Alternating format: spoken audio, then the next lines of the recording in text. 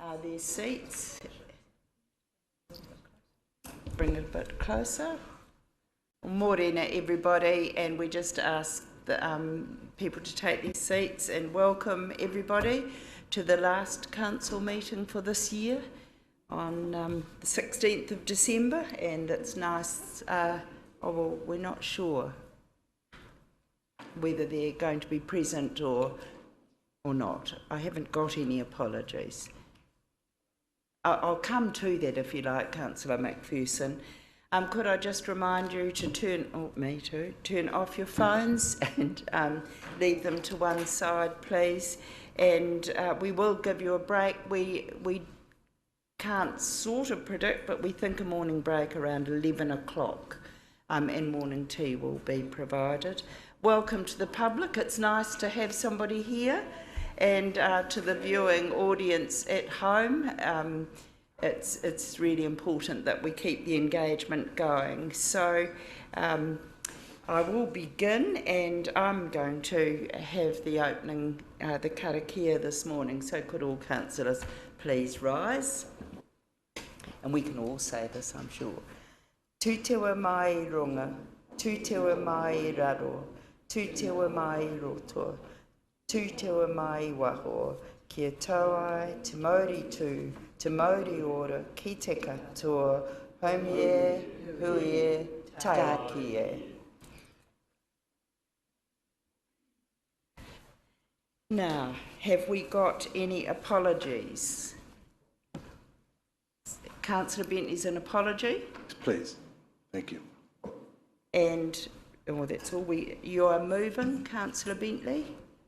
Second, Worship. Councillor Donaldson, all those in favour? Excuse me, Worship, I just have to be absent for the dentist just quickly at 10:15. Shouldn't be long. We note that. Sorry. Thank you. Thank you for bringing that up. Sorry, you did tell me to, Councillor Rotorua. Are there any declarations of interest? Oh, the apologies, sorry. I've got a mover and a seconder. All those in favour, please say aye. Contrary. Carried. Any declarations of interest in Councillor Wang? I see your hand. Thank you, Your Worship. Just noting that there could be a perceived non-financial conflict of interest from me for one of the confidential items. Thank you. We so note. Are there any urgent items not on the agenda? Councillor McPherson? Yes, thank you. Reading a document elsewhere, I came across the interesting fact that the Rma Policy Committee has not met for over a year, and yet this is a time when there are major changes to Rma policy. And I wondered, has that committee been disestablished or its functions reallocated? And it could be something the CE can report on, perhaps at a future meeting. But that's not an urgent item. We'll note that for the next year's committee. We have had a position on the RMA, but we'll note that for next year. Any other urgent items? They must be urgent. No? We move now to the confirmation of minutes. The council minutes on the 19th of November. Do I have a mover and a seconder that the minutes of the council meeting held 19th of November be confirmed as a true and correct record? Moved, Councillor Rotorua, seconded, Councillor Kai Fong. Is there any correcting of the minute or? Yes, could I please, even though the amendment I proposed was ruled out of order on the grounds that it was a direct negative, could I nevertheless have that proposed motion or proposed amendment recorded? No, it is recorded appropriately in the minutes. So no, I'm sorry, that cannot be altered. The way that is depicted in the minutes is correct. Is that okay? So I'm going to put that motion. All those in favour, please say aye. Contrary? Carried. Council minutes of the 25th of November. A mover and a seconder that the minutes of the council meeting held on the 25th of November be confirmed as a true and correct record. Moved, Councillor Wang. Seconded, Councillor Yates. Is there any clarification required? No. I'm going to put the motion. All those in favour, please say aye. Contrary? Carried. The release of confidential items, a mover and a seconder to receive the report, that the report confidential items to be released be received. Do I have a mover? Councillor Rotorua Lakes, seconded Councillor Maxwell. All those in favour, please say aye. Contrary? Carried. Welcome, Councillor Kumar. Recommendations from other committees. I need a mover and a seconder that the report recommendations from other committees be received, that the following recommendations of the Strategy, Policy and Finance Committee meeting held on the 2nd of December 2021 be adopted. Recommendation 1, Waste Management and Minimisation Plan. Are there any questions? There appear to be none. It is putting the plan out for consultation. Do I have a mover and a seconder? Moved Councillor Wang, seconded Councillor Yates. All those in favour, please say aye. Contrary? Carried. That's going to be interesting from the community when they respond to that. Recommendation 2, the disposal of council land under the Public Works Act. Are there any points for clarification? Stavros was going to answer them. No? Are there any points for clarification? There appear to be none. I ask for a mover and a seconder for the motion that Council agree that surplus road reserves at part of Pongakawa Valley Road, Rotorua, as shown on the attached plan, be disposed to the adjacent property.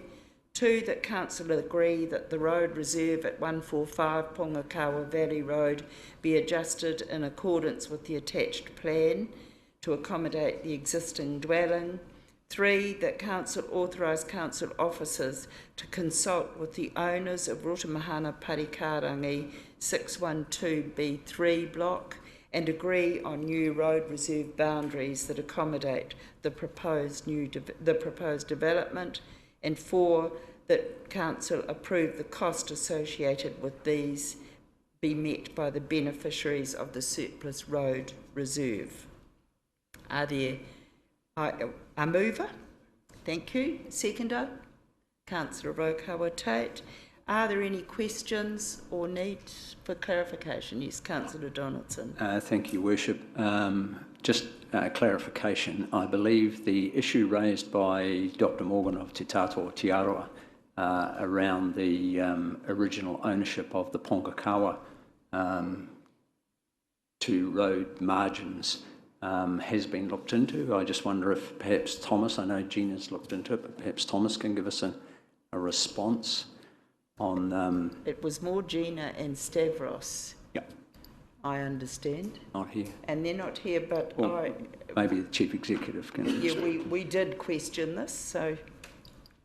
Through the Chair, look, my understanding is that it has actually been thoroughly reviewed. Because of the Public Works Act requirements, there is actually the necessity to offer it back to the original owner, or actually, as I understand it, the beneficiaries of the original land who are named actually on that title, and that's the process that is actually needing to be followed. That was what we sought, that due process had been followed. Yep. Thank you, Your Worship. I think it's just important to have that clarification, and I'm happy with that. Thank you. All those in favour, please say aye. Contrary? Carried. Staff reports, the schedule of meetings 1st of January to the 31st of August.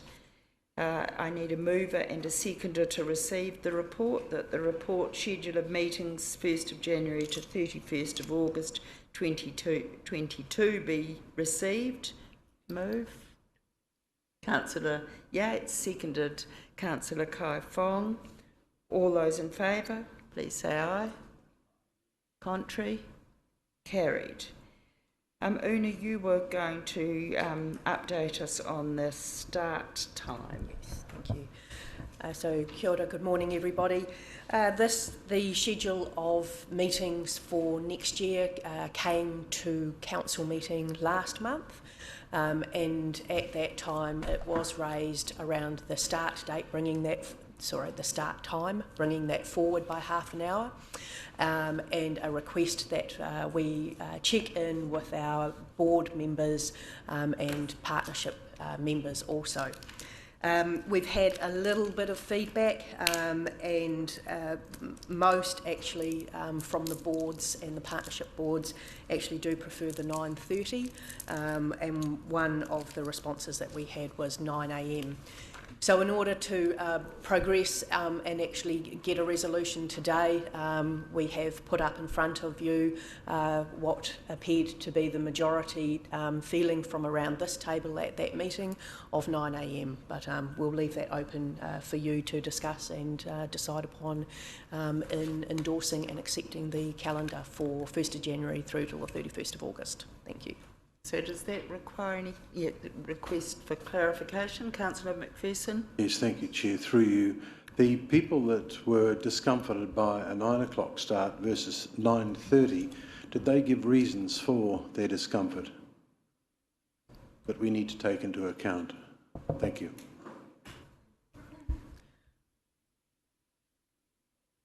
Just a start time, I think, is the difficulty. I think I haven't actually had personal conversations with them, but it's been suggested that it is probably more likely the distance in trying to travel from some of our lakes communities and rural communities to be able to get to a meeting commencing at 9 a.m.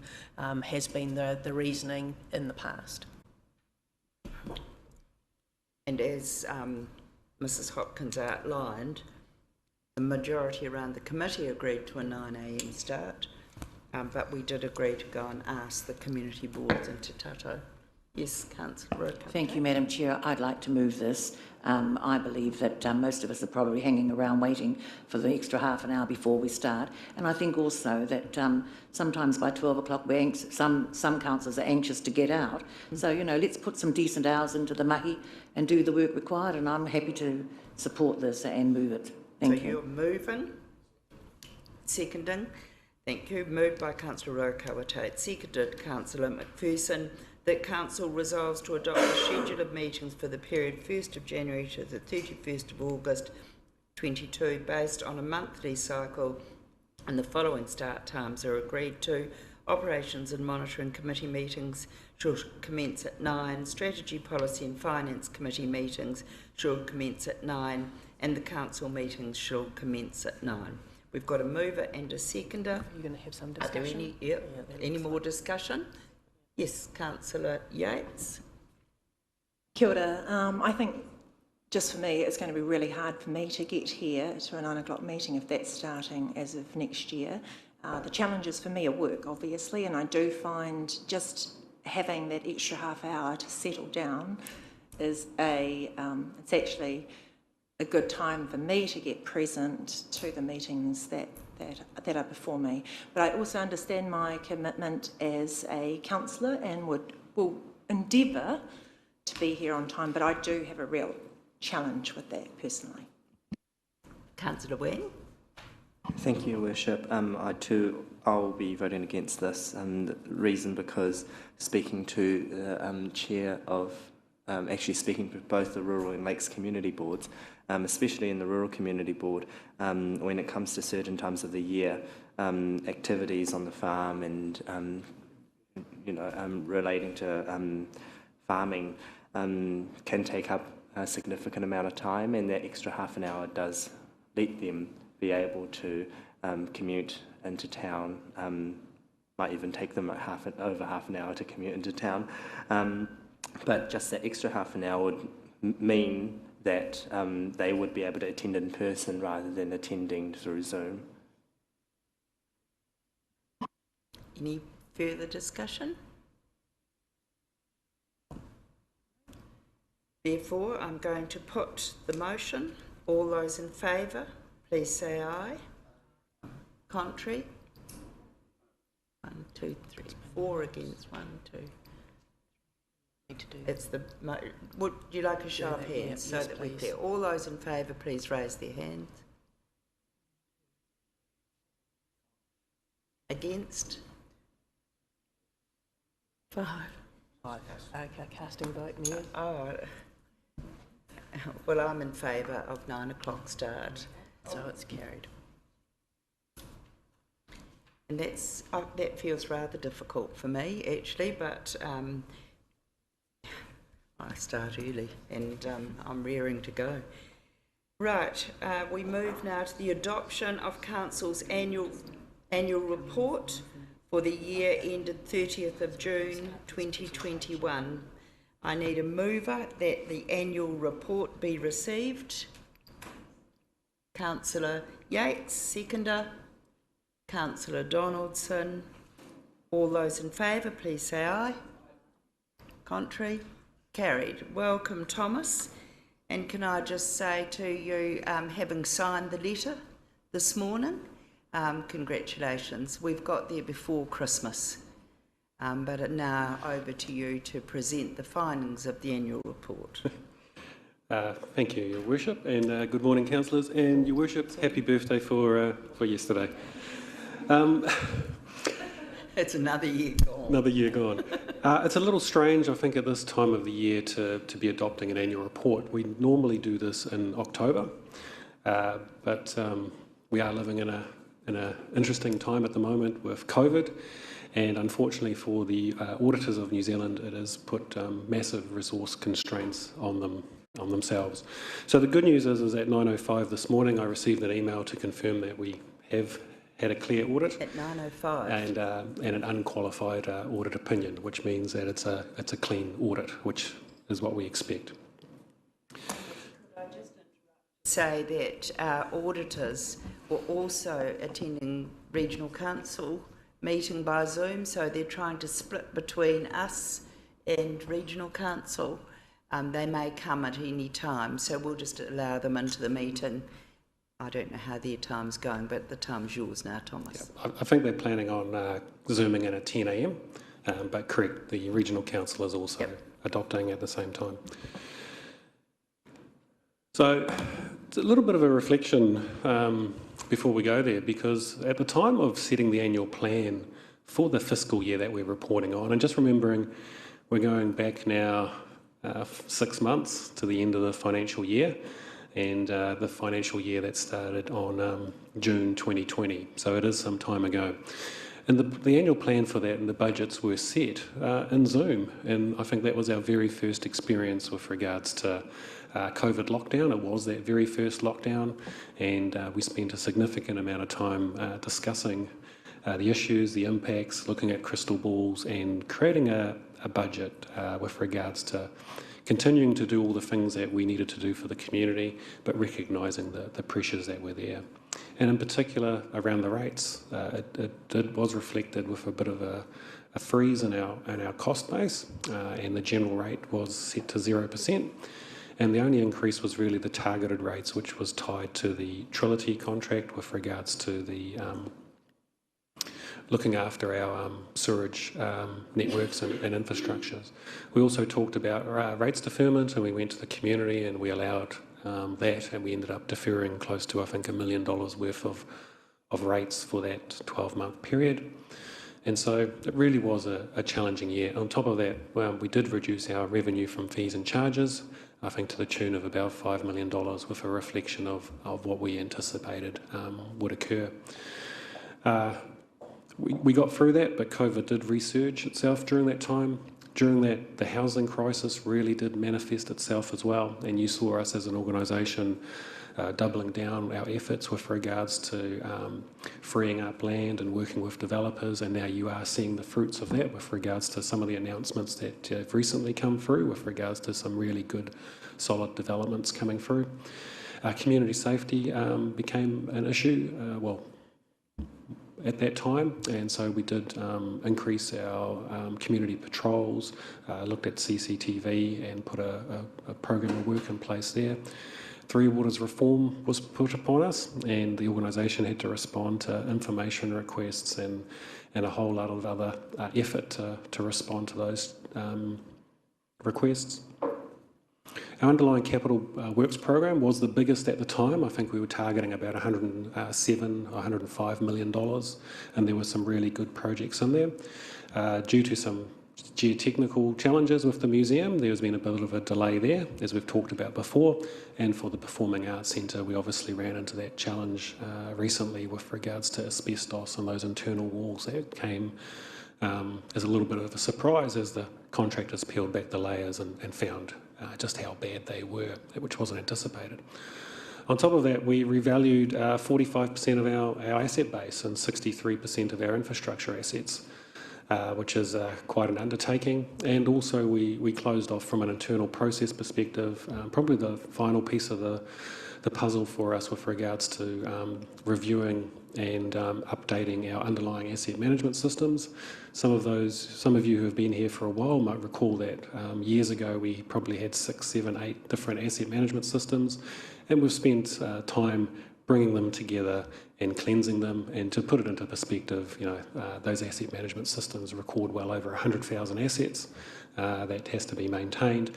And so we have now finished that component, and the roading assets were the final piece with regards to undertaking that review. So overall, it's been an interesting, challenging year. While we still had to do BAU and support the organisation, the community with even more.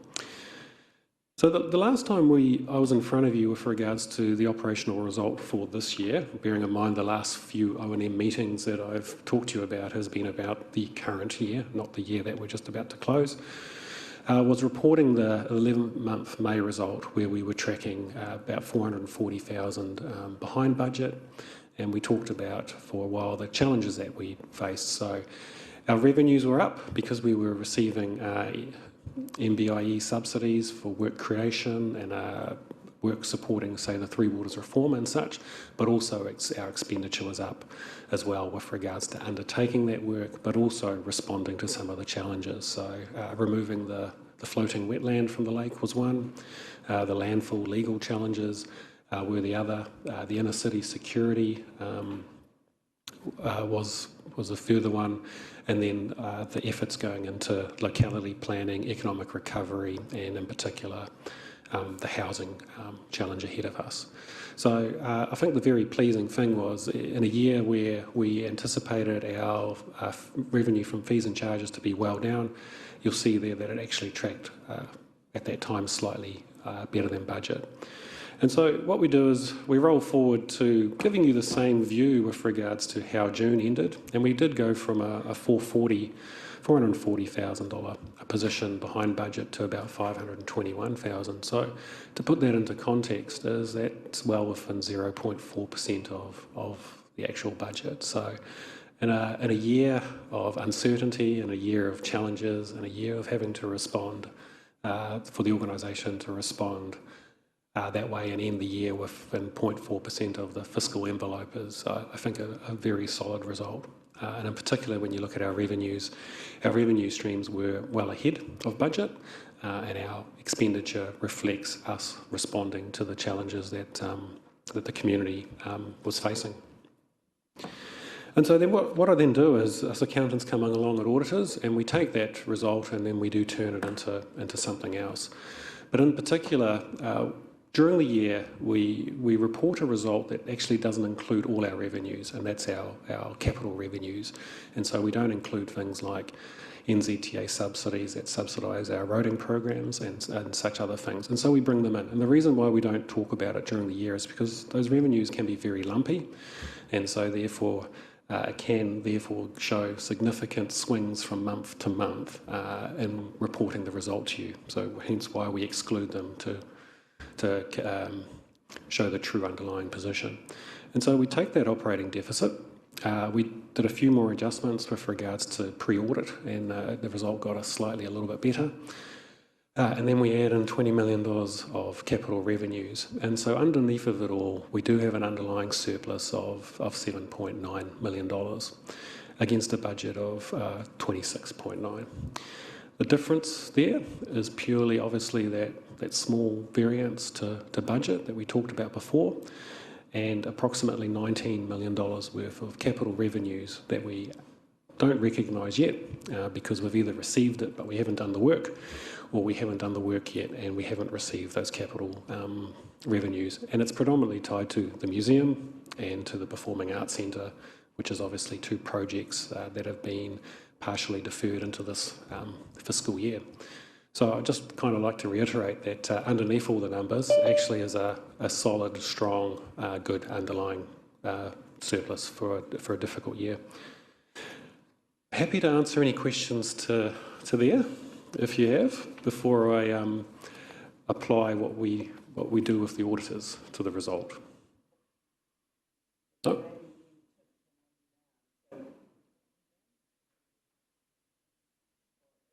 They can come in now if they want. Yeah, I'll continue on. Happy to have any questions up to here. Yeah. I just welcome our auditors. Thanks. Welcome our auditors joining us live this morning. Leon, are you there on your own? You've had to split between the two councils, I understand. Yeah, Morena, Your Worship, I just finished the other meeting. Katrina McCann, my audit manager, should join us. Yeah, lovely to have you. So we're at the point where Thomas is presenting the annual report, and we're going to open for questions. But I have to say we are pleased to hear this morning that we got an unqualified audit opinion. So that's wonderful. Thank you. Are there any questions for Thomas? All right, carry on, Thomas.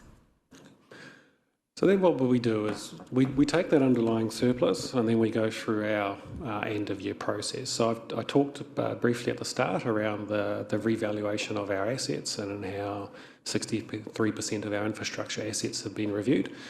To put that into context, the only two categories that weren't revalued were the sewerage network and the roading assets. All other assets were revalued.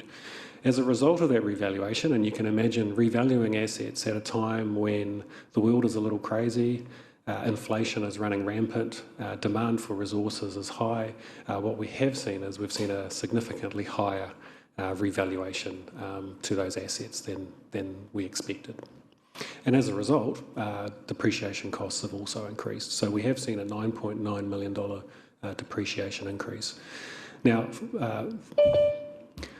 most of that is tied to actually the roading assets as a result of that work that we did for the roading asset management systems. And so for us, a lot of that funding, depreciation funding, going forward will be supported by subsidies from NZTA.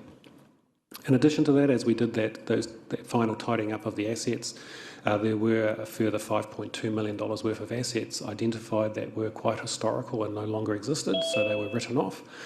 Now, to put that into context, as I said, the asset management systems have a total value of about $1.4 billion and covers well over 100,000 assets. So as we do go through those, we do find some historical assets such as culverts that no longer exist, et cetera, that were tidied up and written off. We also did some further asset class impairments, just a general review of the assets. We did some further adjustments to some CapEx adjustments that related to transactions to the previous year. We did some write-off of revenues with regards to statute bar write-offs, and they predominantly are tied to the statute bar rates write-off that you approve every year. And then we had a further $800,000 worth of adjustments from audits. So what happens is we take that underlying surplus and then we apply $19.5 million of predominantly non-cash adjustments. Well, they're actually all non-cash adjustments. And so we take that surplus, and then that surplus obviously turns into an accounting result that is reflected as a deficit in your annual report. And then we take that line item and then we add all our revaluation gains in as well. And then we report in an overall positive position with regards to our total P&L position. So any questions with regards to these transactions, undertakings? I've just got one question, Thomas, that I thought we'd done that cleaning up of the asset database in the previous year. We always seem to find something. What is it that pops up when we think we've finished it? This was, as I said before, Your Worship, multiple asset databases brought together a couple of years ago, and then systematically going through it. And there's been a big focus this year on the roading assets in particular with Audit's focus.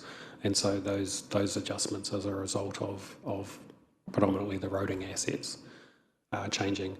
The depreciation change is a reflection of the revaluation gains and also things that have been found and tidied up in the asset systems as well. Thank you. Any other questions? Councillor Donaldson, and welcome, Katarina. Nice to have you join us. Thank you, Your Worship. Through you, Thomas, just a bit more regarding the asset revaluation.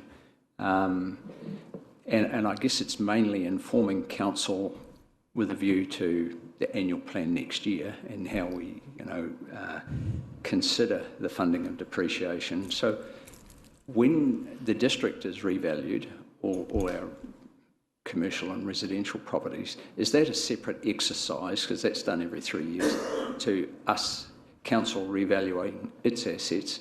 And why was sewerage left out?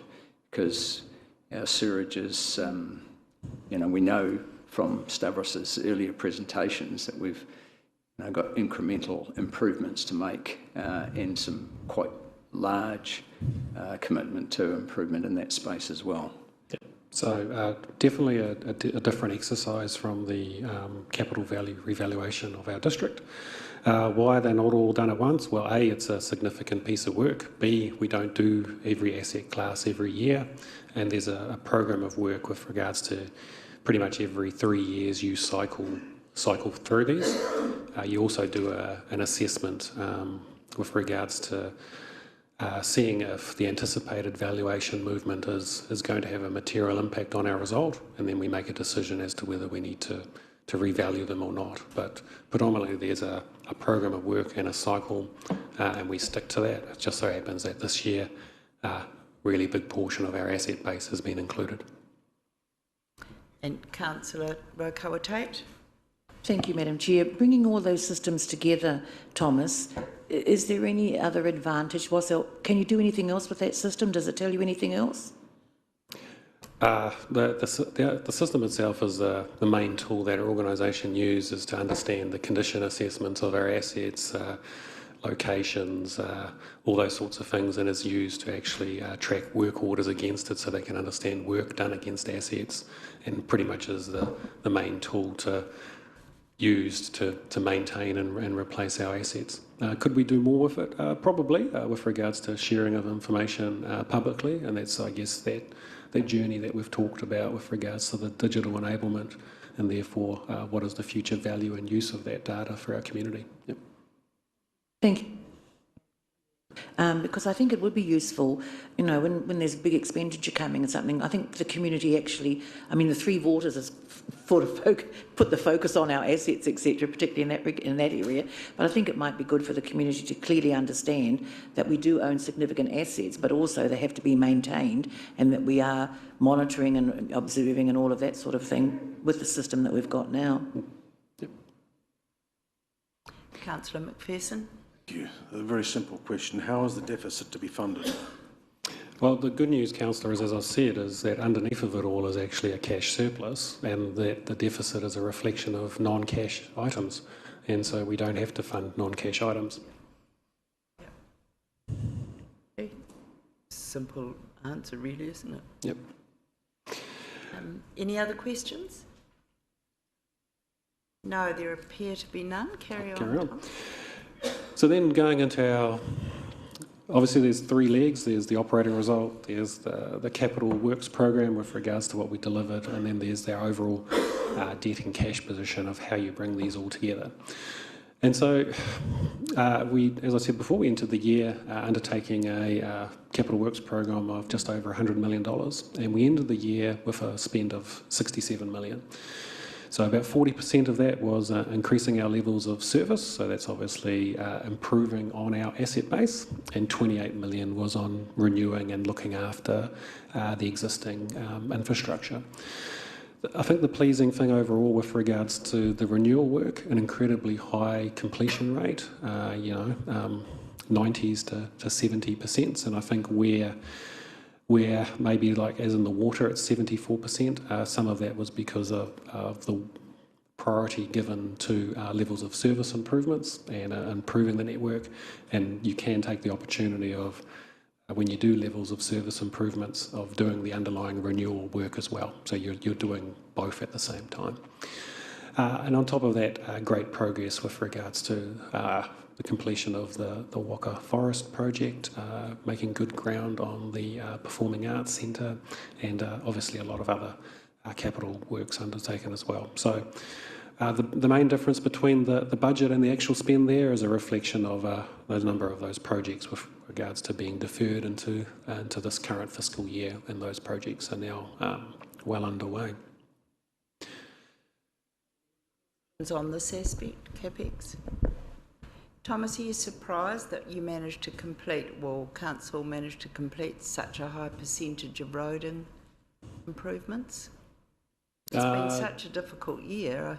Yeah, no, the roading team are pretty good at planning and delivering. I know a lot of their focus as well has been on working with Waka Kotahi with regards to some of those state highway upgrades, but underneath of it all there's been a very high completion of looking after the underlying assets and also focusing on some improvements like cycleways for our community as well. It was just, my comment was more directed not at the percentage of the spend, but the fact that we had so many downtimes with lockdown that you thought we'd never get through that much of investment. So that's a really good outcome. Yep. Any other questions on CapEx? No, move on. Then with regards to our overall debt position, so on the back of our underlying surplus of 7.9 million with regards to, as the councillor pointed out, with non-cash adjustments, a high completion of our capital works program delivering close to 70 million. What we have seen is that our debt profile has increased by $13.5 million.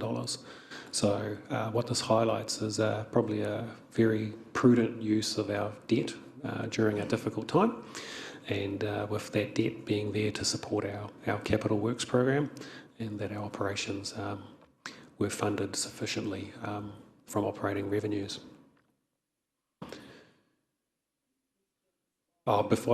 Just this slide. So, and just to put it into context, we do have financial covenants that are set in our long-term plan, and these covenants are also required with regards to our ability to borrow from our funders. And if we don't stick to them, then obviously we, like any enterprise, would run into difficulty.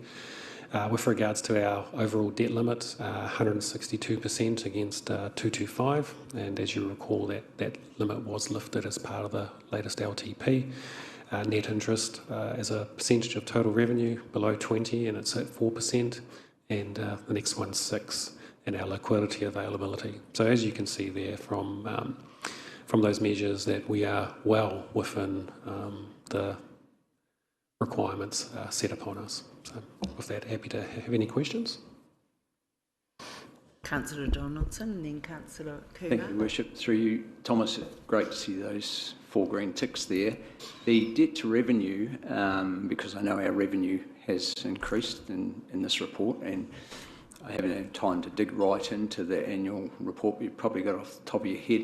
How does that actual performance stack up against the previous year, 162%? I think it's fairly similar. The main difference is some of the timing of some capital revenues into those calculations, but quite a similar position. Thank you. Thank you, Councillor Kumar.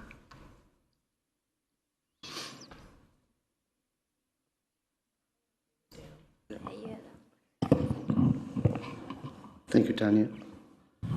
Through the chair, good morning, Thomas. I see you looking very smooth. I see you've got a tie on today as well, nicely shaven. Right at the end of the year, you shown in your report very good financial prudence on how the year's gone. As our worship has mentioned, it's been quite a challenging year. My question is seriously about just how we are going forward next year because of the amount of shortages that we are going to, and I don't know whether it reflects it logically now, but with the amount of shortages that are coming in the building industry and how it will affect our capital works going forward, because now I believe the contractors and everyone is going to sit down and say, hey, look, we did give you a price, but this does not reflect now because the building industry and many other sectors have said that lots of things, unlike ever before, have moved from between 5 to up to 20%. That's really out of scope. We're doing the annual report presentation up until July of this year. Point taken, Madam Chair, so that's okay. I'll talk to the councillor after. Yeah. But thank you for noticing. I was hoping for a better photo from the Daily Post, but they aren't here, unfortunately. So with that, happy to go just to wrap up. So in summary, strong underlying surplus of 7.9 million. There has been obviously a material impact of non-cash adjustments totalling 19 million. On top of that, with regards to the deferment of some capital works, there's a further 19 million of revenues that we either haven't received or can't recognise at this point, and obviously that's impacting on the overall result. That's in the document. A high completion rate of CapEx totalling 67 million, probably one of our highest years for quite some time. Prudent use of our debt, so on top of an underlying surplus, high completion of our CapEx, borrowings only increasing by 12.5 million. So I think overall I'm quite pleased that incredibly good result in a difficult year. And so with that, happy to have any other questions or hand it over to Leon, our Audit Director. Are there any questions on the summary position? Councillor McPherson. Yes, another short question similar to Councillor Kumar, that is contingency planning for a very high inflation rate that's going to be impacting very, very soon. It's forward rather than annual report. And I understand where you're coming from. We usually have this in about October, but here we are at the end of December and we've got a bit of overlapping stories to tell, really. Thomas, would you... I think you should address that later. Remind councillors that every month at O&M we're having this discussion with regards to the current impacts that COVID has. Fortunately for us, on some of our bigger construction contracts, that they are actually fixed price. So those current price increases that you're seeing and hearing about are having to be absorbed by contractors. But there will be an ongoing challenge going forward for not only us, but for everyone in New Zealand with regards to future price increases and the ability to do work. So I just want to ask a question before the auditors. There is this perception that you hear often that spending is out of control and not focused on debt. This tells everything differently than that perception for that financial year. Yes. Through you, Your Worship, look, I just can't let the opportunity go by to just reinforce the comment that you've just made. There is always speculation and conjecture as to is council managing prudently its costs and its debt. The sort of position that you've just seen here portrayed doesn't happen by chance. In such a volatile environment as that we've just had, what has happened is an extremely active management of council's costs and finances and projects that Thomas has led. It's been, in my view, an exceedingly difficult period that Thomas and the finance team have actually worked incredibly hard to ensure that this organisation is carefully tracking what is occurring and making continual adjustments with a view to actually an active end-of-year position. That's something I know that Thomas has actually led personally, and I think it's a real testament to the fact that I think you can be sure that what you're seeing is an organisation that is extremely well managed when it comes to its prudent approach to financial management. Thank you, and I wanted to end by saying, Thomas, this is a remarkable position at this time of a global cycle. Well done, and well done on your management. There may be other questions for our auditors. Is there a comment that you wish to make, Leon or Katarina? Thank you, Your Worship. Yes, I think you've been talking about the challenges, and it is something we experienced during the audit as well.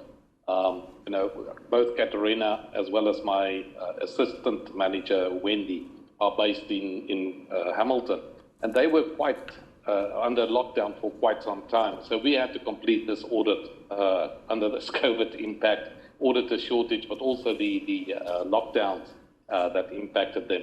I just want to say I'm extremely proud of my team for getting this audit completed before the end of December. Now, those challenges also relate to your management and staff, and I just want to acknowledge their delivery this in a very, very difficult year. It was really, really good, and they helped us to complete this audit before we close for Christmas. So thanks to them as well. We provided our draft audit report last night, or not draft, sorry, it is now an audit report, and we completed the audit, and typical of this year, we completed the audit at 9:15 this morning, I think, which is not the way I like to do things, but it is just the way this year is going. So, thank you, Leon. And that are basically my comments. I think Thomas has already given you a really good update of the annual report. Thank you, and thank you for having this come through at this time of the year too. It's good news for us to carry forward to our community over Christmas. So thank you, Katarina and Leon and your team for completing. I know the relationship between us is strong, and you have an open opportunity to come also to audit and risk if required. So thank you for your work during the year and oversight. Are there any questions? There appear to be none.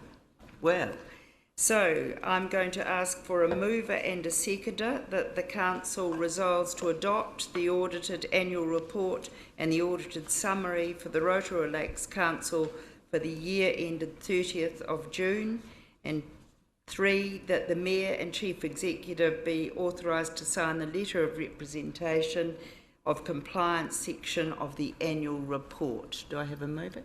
Thank you. Seconded, Councillor Yates. All those in favour, please. Oh, discussion. Yes, sorry.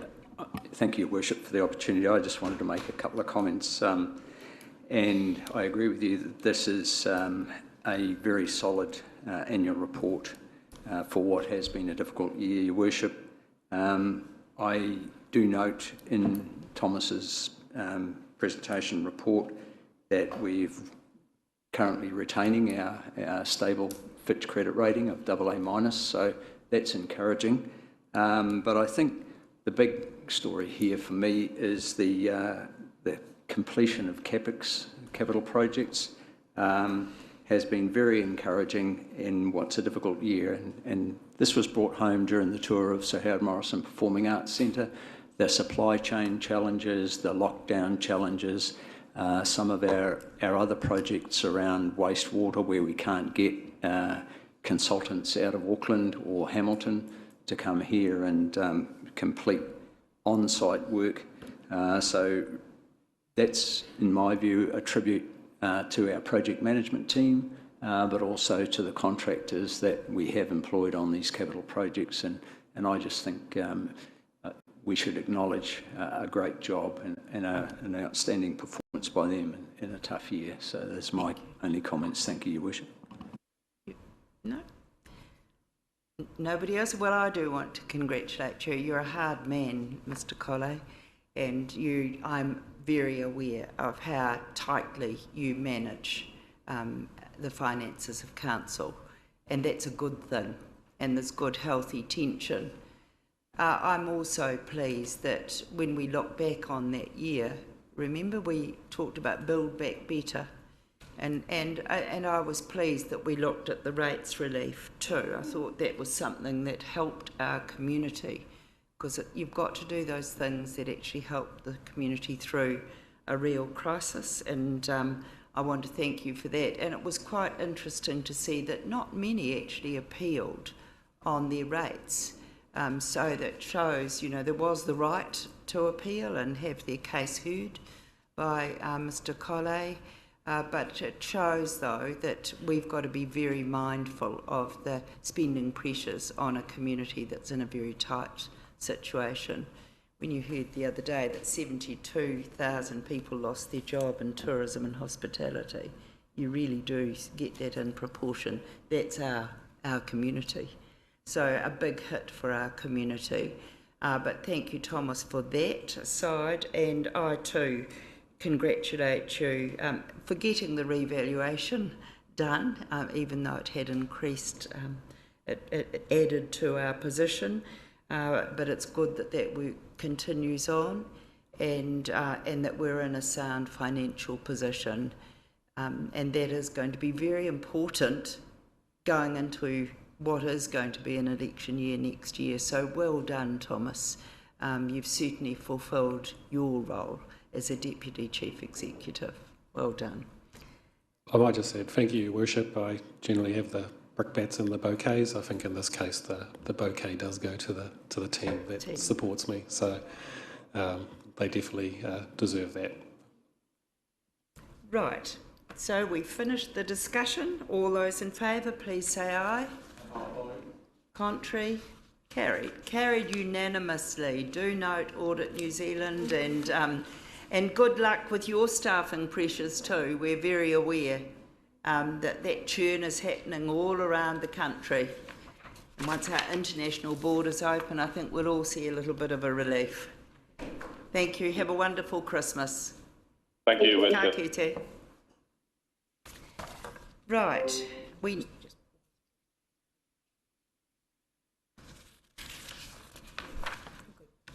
All good. Right, we're now moving on to recommendation, the Draft District Council Electoral Model Bill 2022 report. I just want to make it clear before I put this that this didn't have to come back to Council, but I'm very pleased that it has, because we've really got to get our heads around and understand.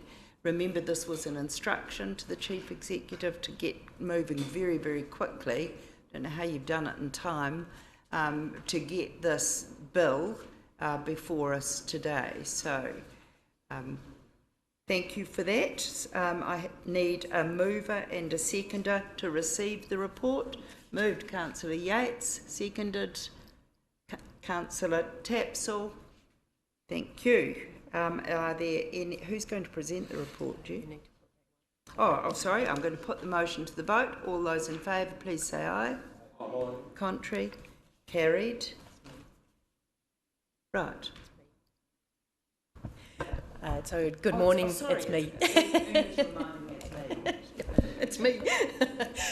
Good morning, councillors. I am hoping that very shortly our lawyers, Tompkins Wake, and their representatives, Kate Corniget and Wendy Embling, will join us in Zoom. We are running a little bit ahead of time today, so we're just put in a call to them to see whether they can jump on the Zoom call right at this moment. So in the meantime, just to cover off the report and where we're up to, the Mayor actually has covered pretty much all of the points that I wanted to cover in this. And so that's fine.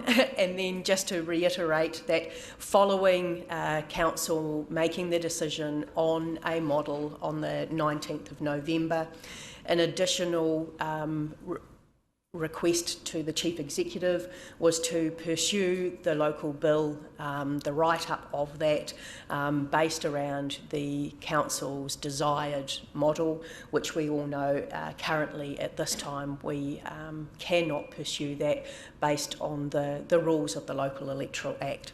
So we have worked, and our team at Tompkins Wake have worked at massive speed on writing up this bill, which we now have in front of you today. Thank you, Kahi. Kahi's just going to let our people in.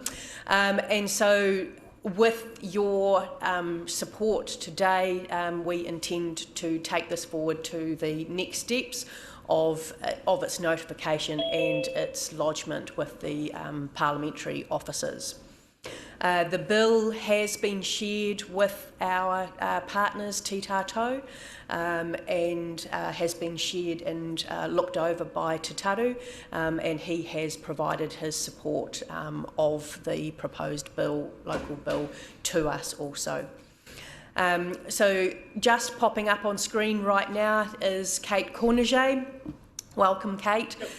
So if there are any questions around the bill, Kate, from a legal perspective, can help us out if there are any questions there. So thank you.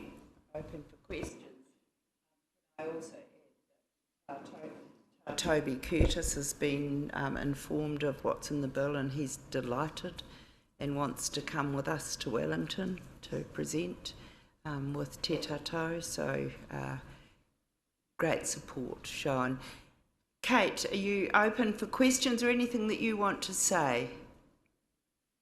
The only thing, I just want to clarify, since I joined towards the end of Una's presentation, is everyone familiar with the overall framework of the bill, or would you like me to run through that briefly?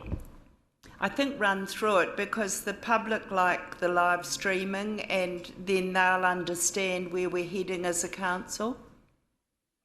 Thank you. So this bill is a local bill, meaning it applies only to Rotorua Lakes District. It applies for a limited term unless it's extended, and it applies in a very specific way.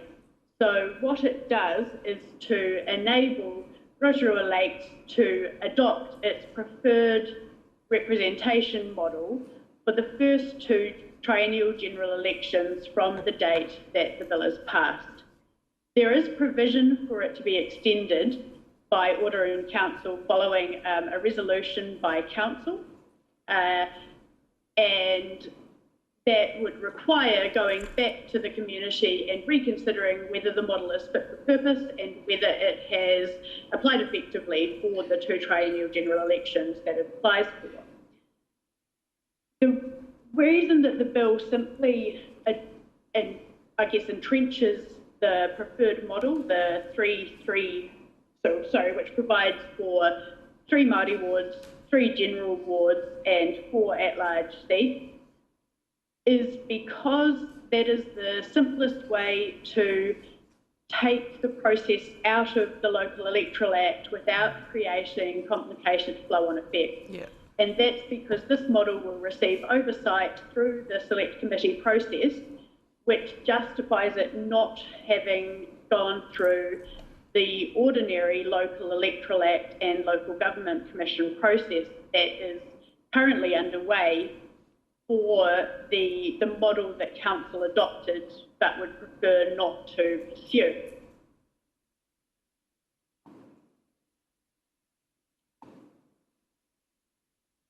The next point about the Act is that there are various timing complexities. It is hoped that it will be in place in time for the 2022 election, but if it's not, it will not take effect until the following election after that.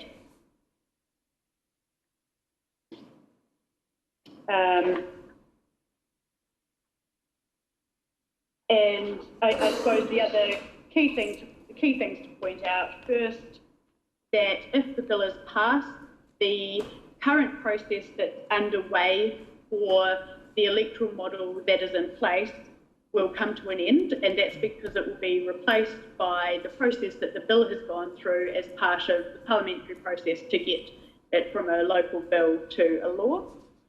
So any appeals that have been lodged against or objections that have been lodged against the current model, which provides for 1 Māori seat, 1 general seat and 8 at large, will be terminated at that point, but everyone in those categories will have the opportunity to provide their feedback through the submissions and select committee approach.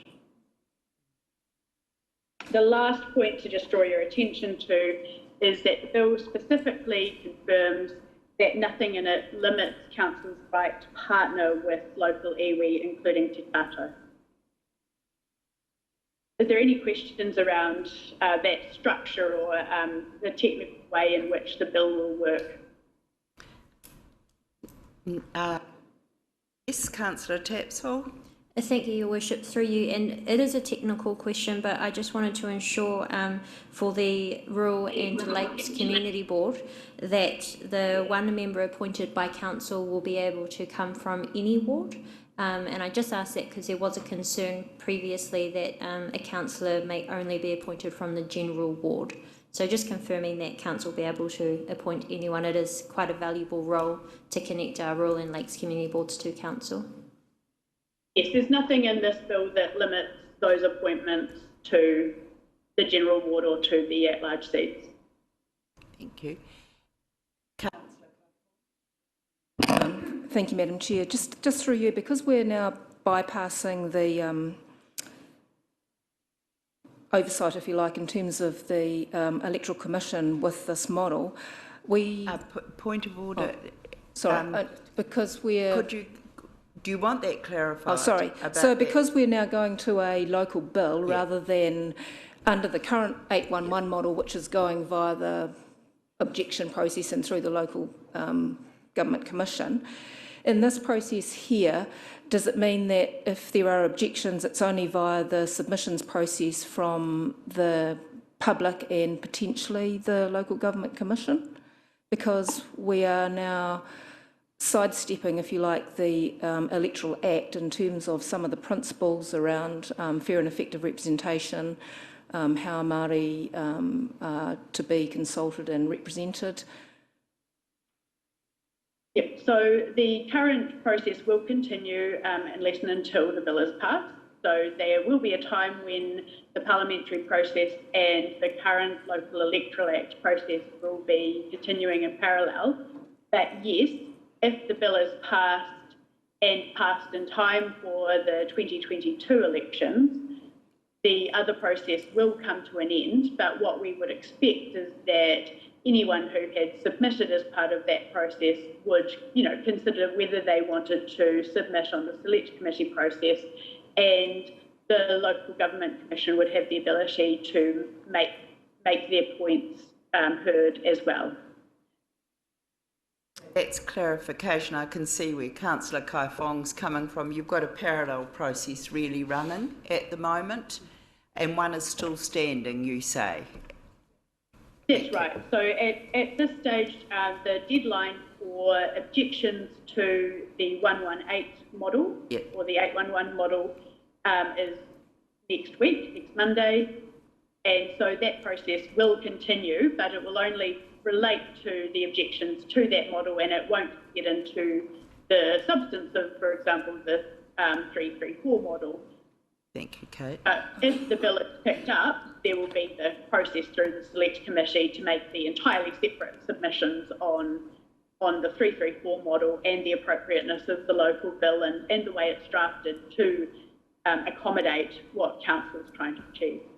And that goes out to the community for consultation as part of a bill process? There are two stages of consultation under the local bill process. So the first step is that once the bill has been reviewed by the drafting technicians at the Parliamentary Council Office, there's provision for it to be published in the newspapers and in social media and in the Gazette to the community in a similar way to how you would publish anything for consultation, but it does have specific requirements under the standing orders. There is also provision for people with a direct interest in the subject matter to have direct notice, and for MPs who represent the relevant constituents to have they specifically served with notice and have the opportunity to discuss it directly with their constituents through that process. So there are two stages of consultation. There's this preliminary stage, which allows for some feedback to come through, and then there is a separate stage for the actual select committee process once it has reached the floor of the House, so to speak. Thank you, Kate. Did that answer your question? Yeah, thank you, Madam Chair. If I could have just one further question. It was just around the timing of all of this, because there is the opportunity post the next election for people that are on the general roll, if they want to then change to the Māori roll or vice versa. So is there the change in the roll numbers or the percentages haven't been taken into account in how we've looked at this particular model. So how would that be factored in the submission process? Any model under a normal representation review will apply for 2 triennia. So that's the reason that the bill adopts that time frame. So it doesn't take into account changes over that period, and they would need to be considered as part of a process before this was extended or any change was made to it through a further legislative process. Councillor. Does that answer it? I was just, in terms of the fact that our current calculations are based on the percentages on the Māori and the general rolls, and if people want to exercise their right to change roles, then they need to have some idea of the effect of what this model is going to do, because it's now going to cover potentially the next 2 elections. And so people need to make their decision on, do I change roles or do I not? So what we have currently said is that if the Act is not enforced by the 1st of June, then it won't come into force until the following triennial election. I don't have the date in front of me for people to change roles, but it could be that an amendment would be made to make sure that to change that 1 June date so that it reflects that decision point for people. So the 1 June date was based on other key steps that need to be taken under the Local Electoral Act, but if that is an important factor to take into account, it could be brought forward to ensure that those decisions can be made with knowledge of the model that will apply. Jeff just wants to add a comment for clarification. Look, I think the key point about changing of the electoral roll, the way the model you have approved is set up, it simply means that you are choosing what group of seats that you are voting for. So whether or not, if you're on the Māori roll, you'll vote for the 3 seats within the Māori ward. If you are not on the Māori roll, you'll vote for the 3 seats that are not in the Māori ward. And so that gives a level of clarity. What doesn't happen, of course, is that under the Act, and the reason why this model is seeking the local bill permission from government, is that it actually steps out from any calculation of the number of seats being dependent on those who are on the different rolls. And so to that point, the decision that someone will take to be on the Māori roll or the general roll will actually give them the ability to vote for one group or the other. That was the equity discussion. Thank you. I think I understand that. It was just probably my concern was whether there may be some unintended consequences of what we're potentially trying to do, because we've got an Act which has got things around fair and effective representation which are calculated on percentages and numbers and roles and how that representation is done, but we're now stepping outside of that. But we haven't, I don't think, ever looked at that in conjunction with the Act, and because we know it's currently non-compliant. So I was just trying to think of what the unintended consequences might be for people deciding where they want to vote in future. I would imagine there's an assumption there that they'd change their vote for council elections. I'm not sure that they would. No one can decide in the future whether they're going to change the roll for council or general elections. But it's... If I could make one more comment to that, that as, and Kate may be able to be, maybe more likely to be more informed than I am, but as I understand it, there are 2 reviews that are undertaken of every local bill. First review will be a preliminary review undertaken by the Department of Internal Affairs, and then a later review that is undertaken by, I think it's Crown Law. And the purposes of those reviews is to actually evaluate whether there are any potential conflicts or issues with actually associated legislation, or whether or not there are any rights issues that actually have been presented through the undertaking of this bill. So that's part of actually providing the government with assurance that the bill is actually presents exactly what it is and it achieves the purposes for which it's set up without any corresponding other issues or problems with it. Thank you for that reassurance. It's just that I didn't see that in the summary of the process, so I'm grateful for that clarification. Well, that's why it's good that we're having this today, so that we can ask that and understand. Councillor McPherson, you had a question? Thank you. I think that's an important point, just to clarify. It was expressed quite regularly by people that they were currently on one roll or the other, and then made that decision, sometimes passed in very different conditions, and they wanted the opportunity to reassess their position. But my question is that originally the 3-3-4 model was deemed to be unlawful, necessitating the development of this bill because of a majority decision here at Council. What I'd like to know with precision, who deemed the 3-3-4 model to be unlawful and on what grounds? Thank you. I think we were given that answer in committee very clearly. Asking the question, Chair, is to make it clear to those not here that weren't party to that discussion and that piece of information, so that's understood more broadly why this 3-3-4 model was deemed to be unlawful and on what grounds. Can we make that publicly so now? Thank you. Yes, so just for clarification, under the Local Electoral Act, Clause 2 stops us currently, and Clause 2 is the rule around working out how many Maori seats you can have.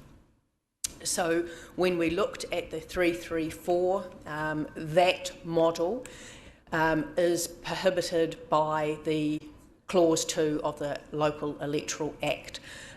We then sought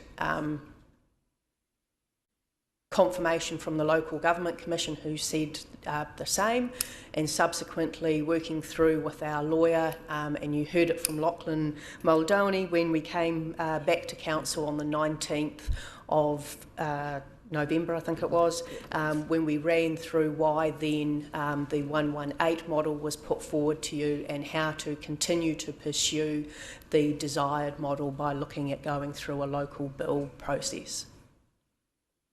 And that's good for the public to hear. Yes, and the precise grounds in that particular clause were? You're not the local government. I'm happy to answer that if that assists. Yeah, Please. Thank you, Kate.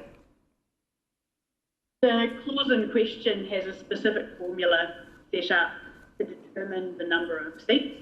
So it provides for some leeway that every model to comply with the rules under the Local Electoral Act has to meet the specific formula.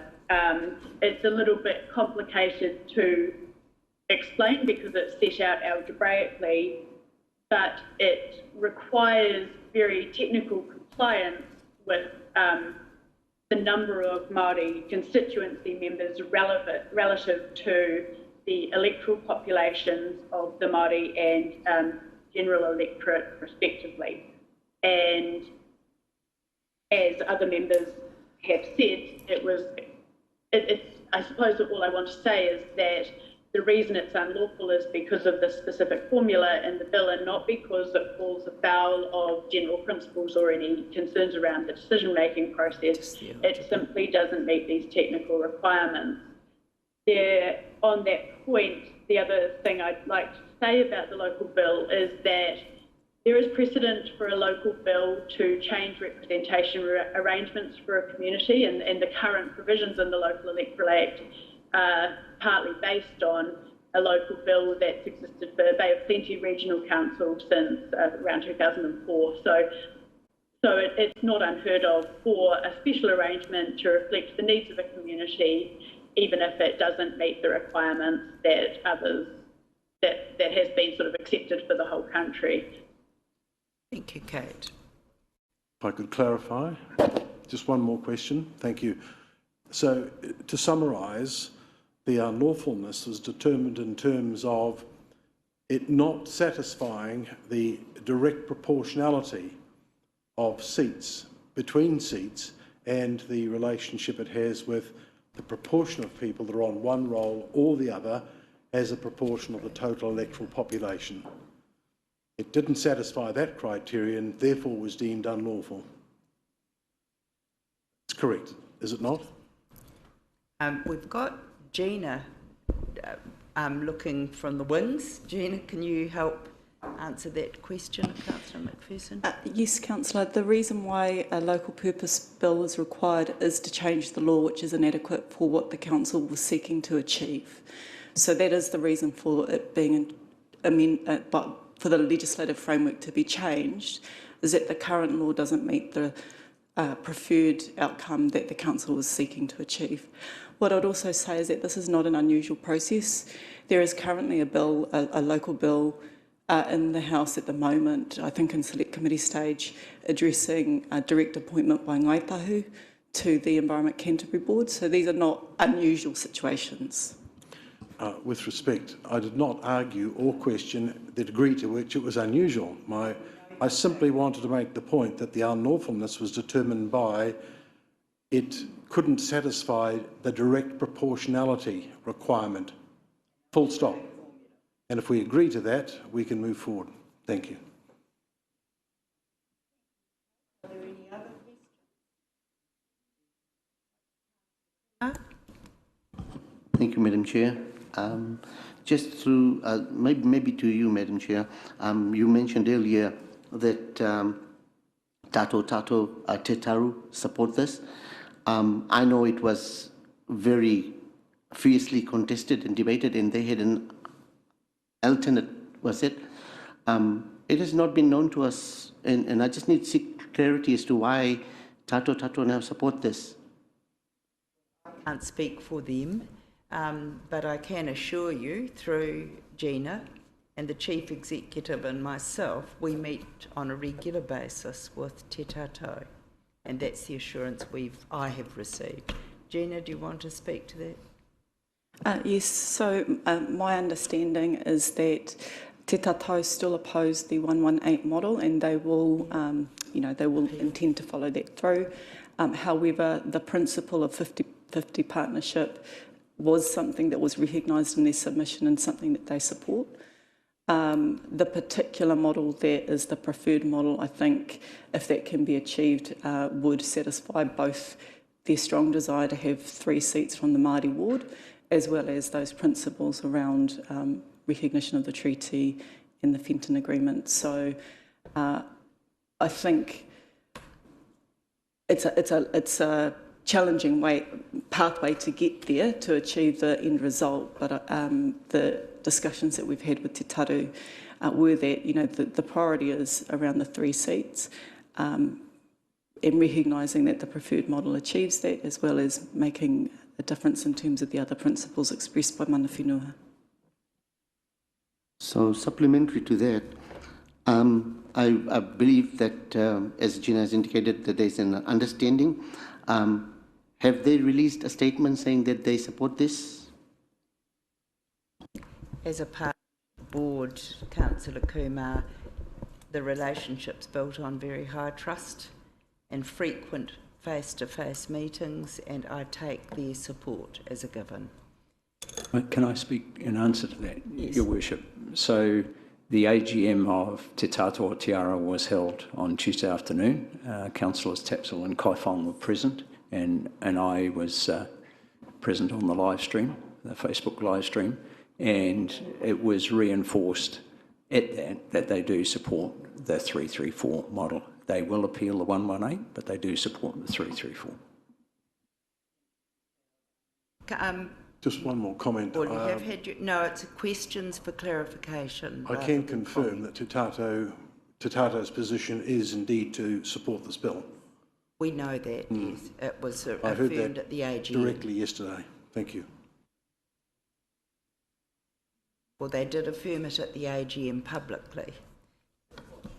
Good point. Yeah. Right, thank you, Kate. There appears to be no more questions. Can I just say thank you for the speed with which you've responded? It's sort of mind-blowing, really. And also the level of interest around the country and what Rotorua is embarking on here is very high. And I'm asked quite often, good luck, I hope it proceeds smoothly. We'll now be at the behest of the House, of course, that we can't control. But thank you, Kate. So I ask for a mover and a seconder that Council delegates authority to the Chief Executive to pursue a draft local bill in the form attached to this report, Attachment 1, subject to any further amendments necessary to achieve the purpose as set out in Section 3 of the draft local bill. I have a mover, Councillor Yates, seconder, Councillor Donaldson. Is there any further discussion? Just a question, so what, when it says subject to any further amendments, if there are other amendments required, are they coming back to Council for clarification before? I think we would have brought them up here. Oh, I'm just wondering because that's what's in the motion. Well, you put that in case something had come up in our discussion. Yes. In my view, if there was something substantive, we would obviously bring it back to Council. And by substantive, I mean that altered the intent of actually the bill. However, I think it's quite possible that as this goes through the various stages, there will be technical changes made to the structure of the bill potentially, some of the additional clauses inserted to ensure alignment for various matters, but I don't see that those would be topics that would be necessarily brought back to Council. There may be updates provided, but certainly I don't expect for those sort of changes that we would be seeking additional resolutions of support. Thank you. Often local bills come back looking a little bit different once they've gone through the parliamentary process too.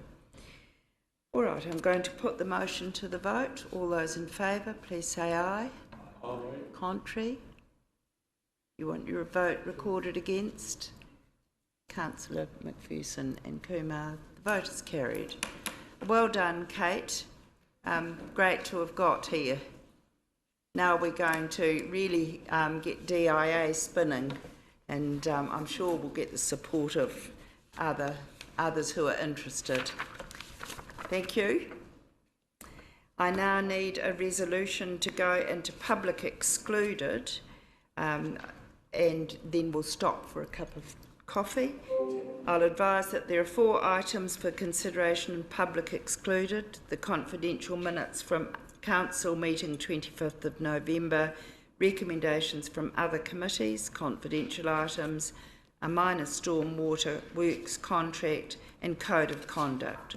The reasons are to protect information so as to not prejudice commercial position, to protect a person's privacy, to enable commercial or industrial negotiations, and to maintain legal and professional privilege. Do I have a mover for the motion that Council move into public excluded? Councillor Kaifong, are you waggling or are you moving? Great. Seconded, Councillor Donaldson. All those in favour, please say aye. Aye. Contrary? Carried. So we'll break now for 15 minutes for a cup of coffee